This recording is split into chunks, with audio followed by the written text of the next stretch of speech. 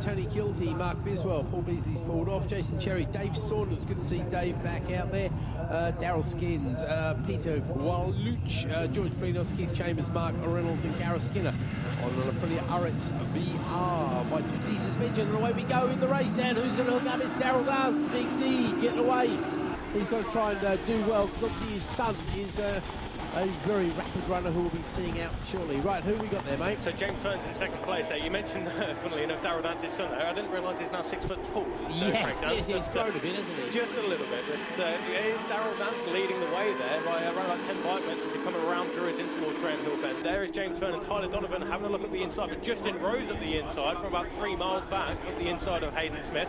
Hayden Smith on that ZXR 750 trying to get the cutback, but I suspect he may not be able to outdrive the Yamaha R1 of Justin Rose, but they've peeled into the left-hander of Surtees now, and it is, well, Daryl Dance has had a very clean first lap as he makes his way round clearways on towards Park Curve, and I suspect that's around about a second and a half or so that he has of an advantage over Tyler Donovan now, who's moved up into second place ahead of James at third. There's Justin Rose, Clinton Wood, Hayden Smith, and just behind Hayden Smith was Ramon Hunt, who's made up 7 positions on bike number 141, so it's a great opening lap for Ramon.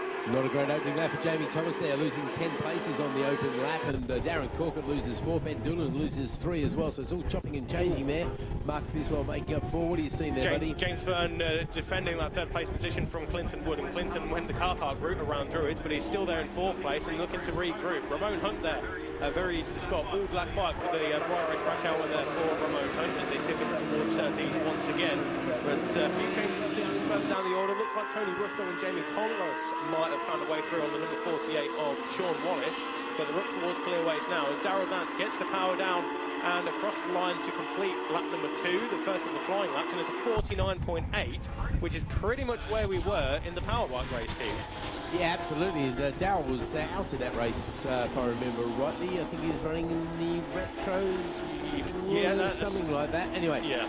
Let's not worry about that. Let's just worry the fact that he's leading the race by 3.2 seconds as well. Blimey, talk about turn it on. He's absolutely flying out there. So the other big mover on that lap again, Ramon Hunt. Very impressive stuff from Ramon. He's moved up 3 places there. So really impressive from Ramon.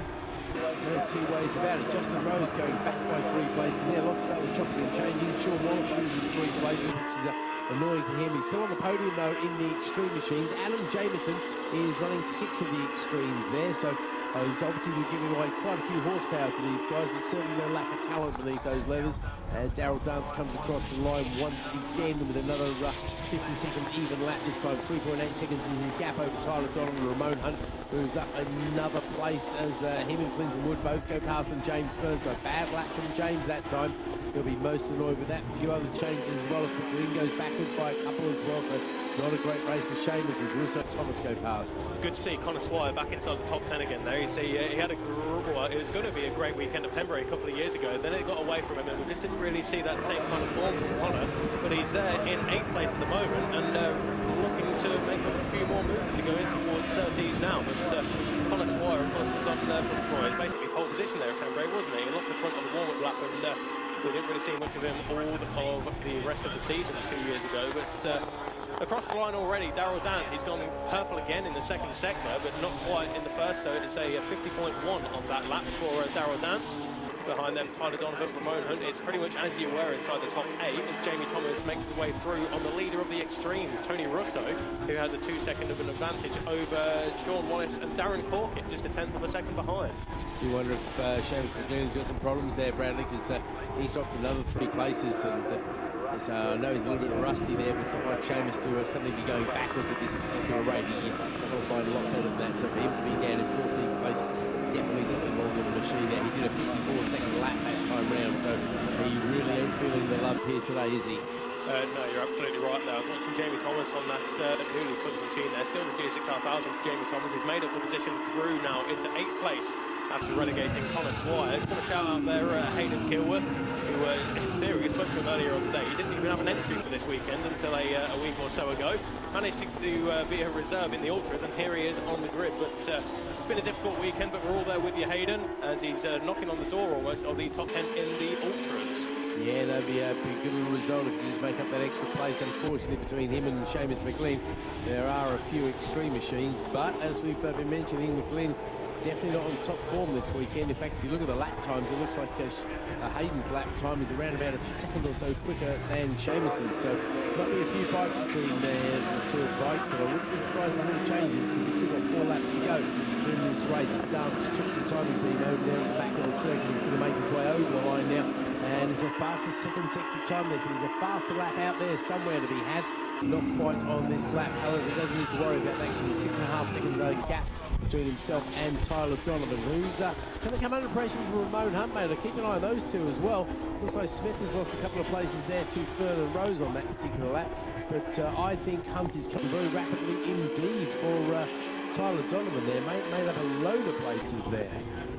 I'll keep an eye on as he comes down from Druids in towards Graham Hill Bend there. Looks like Justin Rose is showing being in 6th place there, is he? Yeah, so James Fern, Justin Rose, and it's Jamie Thomas, Hayden Smith. But of course, Ramon Hunt already on his way through up the clearways and on towards Clark Curve now. So Darrell Dance getting the power down out of Clark Curve onto the front straight there. That rear wheel squirming under power, and across the line with a 50.224 second lap time that time around. Next up, it is Ramon Hunt now, who's ahead of Tyler Donovan. So Ramon Hunt up in 2nd place after qualifying some way down there. Yeah, no, he was a long way down. I was looking there, he was 15th place. So, yeah, 15th to 2nd is definitely some serious climbing.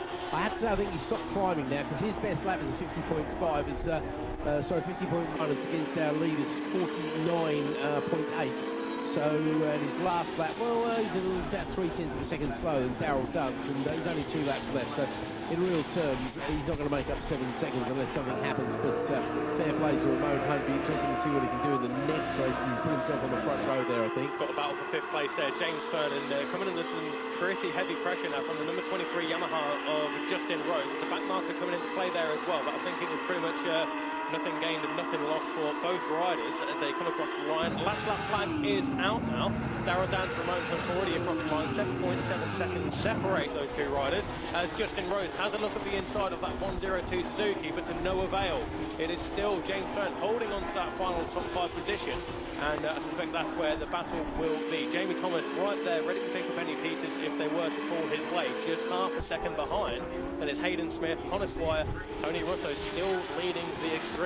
But that battle for 5th place there, Justin Rose hard on the brakes, right up to the rear wheel of James Fern. But it doesn't look as though he's got quite enough power there to get underneath him in the 30s. No, James Fern holds the line, but Darrell Dance already out of the car curve onto the front straight, and will take the first victory of the Thunderbike Ultras of 2025.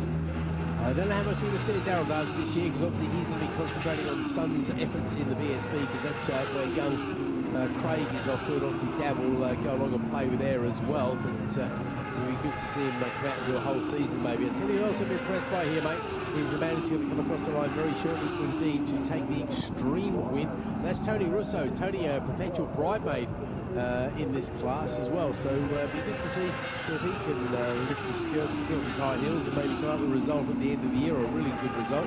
Sean Wallace does indeed finish 2nd ahead of Darren Cook, and then it's Ben Doolan and Mark Biswell. 6 of the extreme machines. That will be Andy Firth there on the in-racing machines. Adam Jameson down there in 7th. So while it's not a big power difference there, it really shows there is no substitute for cubes, because he is giving away quite a bit of power on that extreme machine.